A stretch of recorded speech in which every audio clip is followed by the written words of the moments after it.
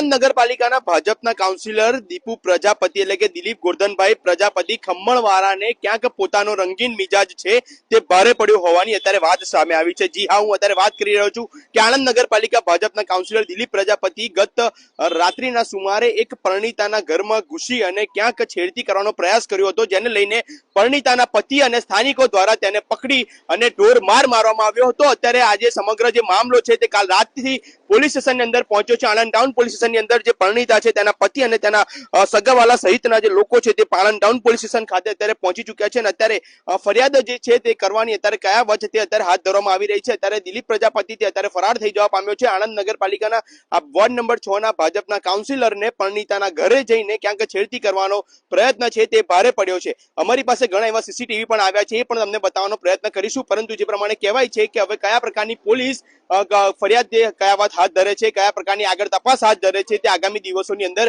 જોવાનું રહ્યું। પરંતુ એક ભાજપના નગર સેવકને આ કૃત્ય કરવું એ કેટલું યોગ્ય છે, આપના મતે શું કહેશો? અમને કોમેન્ટ બોક્સમાં જણાવજો।